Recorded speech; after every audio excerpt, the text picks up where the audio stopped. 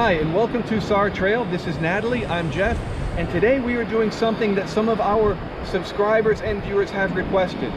You guys have requested us to do a video on taking care of and seasoning a Timbo Tusk Skottle. Now, the Timbo Tusk Skottle is one of our favorite camp cooking gear tools that we use, for sure. But you gotta make sure that you take good care of it so that it can keep providing you years and years and years of awesome use. And it's really easy to do if you just follow a couple basic principles. So Natalie, you want to walk us through this thing? Sure. Okay, so this morning we made a really big mess out of our Skottle. We made shakshuka, and I thought this would be a really good opportunity to show you how to clean your Skottle. And it's really very, very easy. You clean it just like you would cast iron. You don't use soap, and you never put metal on it to scrape it. So what I'm going to do is I'm going to light the fire underneath and get it really, really hot first. That's the first thing to do. Alright, so I'm going to turn the temperature up on high and let that start warming up. Okay, well, we got the Skottle warming up. I'm going to take just a couple seconds of your time to show you our campsite. We are out on Padre Island, Texas, and we have the beach to ourselves. Let me show you this place. It is amazing.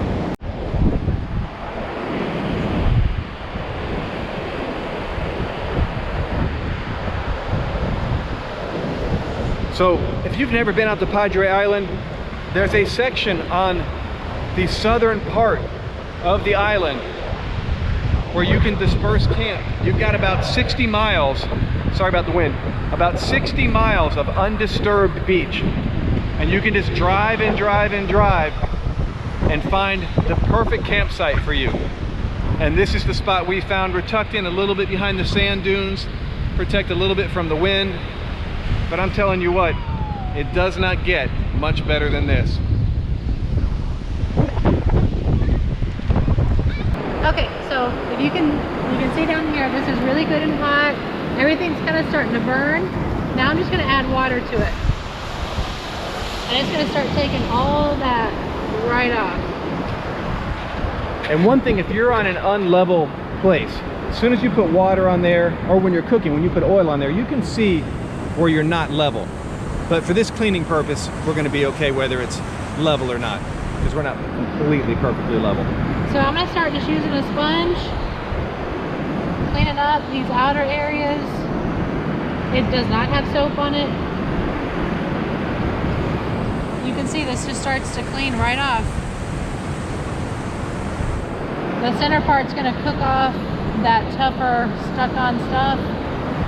You know, this is going to take a little bit of work because it's pretty gross, pretty grimy. Yeah, I'm going to tell you, this is the biggest mess we've ever made on the Skottle. But we made that shakshuka? Is I'm saying that right, baby? Shakshuka. Shakshuka. We made that for breakfast, and I'm going to tell you, it was so good. But we cooked for a really long time because it's a slow process cooking that. Cooked for a really long time, but look at that. That tomato sauce, tomato paste, and all those vegetables that were on there are coming right off. Now that's a sign that we had it seasoned really well to begin with, but it's also a sign that this thing cleans up really well too. Okay, so I'm keep rinsing this sponge out, keep wiping the edges off. And what all that's doing down there is just loosening all that up. In a few minutes, I'm going to dump all that water off, and I'm going to wipe this clean, and it will be completely clean. So you can see it steaming away. It's doing its job, loosening everything that was stuck right there in the middle, like Natalie was saying. And this whole process, I mean, this is the worst we've had it, like I said, the dirtiest we've ever had this Skottle. And this is really just a matter of like 3 minutes to get it clean. Yeah. Most times, sorry, go ahead. Yeah, most times when we use this and clean it, it's about 1 or 2 minutes. Yeah. Cheese can be difficult, but you just get it hot and it will burn right off. All right, so I'm going to go ahead and dump this. All right, go ahead, baby. So just take it, dump it, make sure you got a space that's open, because it's going to be really hot when it comes off. And there we are, looking really good. So this spot right here hasn't cleaned up quite yet, so all I'm going to do is add some more water. This is a case where we're going to level these legs out just a little bit to get that water over where we need it. Is that better? Yeah. We're out here in the sand, so it's easy to level legs out here. So we're almost 100% done. Wanted to tell you, if you are looking at this video, you're watching it, but you do not have a Timbo Tusk Skottle, really want to encourage you to get one. If you camp or overland, man, I'm going to tell you what, this is an amazing kitchen tool, piece of your cooking equipment. You're going to love it. And it's so simple, so easy. It really makes making awesome food super easy. And I'll tell you one thing that we love about it is that when you're cooking, it's out of there in the middle. It's not just something stuck in the back of your 4x4 in the back of a trailer. It's out in the middle. Everybody can gather around 360 degrees, and you kind of all gather around and enjoy. A lot of times we'll eat straight off the Skottle if we're just cooking like an appetizer or snacks that are just going to keep running on and off the Skottle. So you just kind of keep it around the center of where everybody's hanging out. Okay, so you can see we tripped off that last little bit of water just a minute ago. It is completely clean. So now we're going to season it.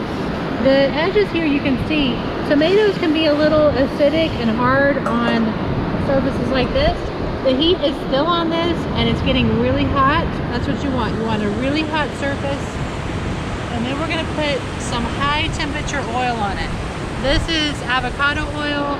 You could use coconut oil, canola oil, whatever oil you want to use. And you're just going to put a small amount on it. You want to make sure it's good and hot. And it is. So we're going to put that on there. So about how much would you say you just used? About a tablespoon. Tablespoon, okay. And now I'm just going to rub it in. Be careful, this can get very hot. But the cast iron won't accept the oil unless it's really hot. So it's got to be hot. You know, where we're camping right now out on the beach, we've had like a salt spray mist going all day, every day now for a couple days. So it's really important to keep it seasoned. If not, you could end up rusting your cast iron. So you want to just make sure you take really good care. And then that way it cleans next time after your next meal really easily. Cleans up very easily. All right, now I'm just going to turn the heat on. And that's it. Okay, so that's all oiled with a thin coat of that avocado oil. And then we're just going to let it cool down. Natalie, turn the heat off. We're going to let it cool down. As soon as it's cool, it is seasoned. It's good to go until we start cooking again. And then we're going to repeat the whole thing again. But probably most of the things you cook are not going to be that dirty. And honestly, we let it sit in for quite a while.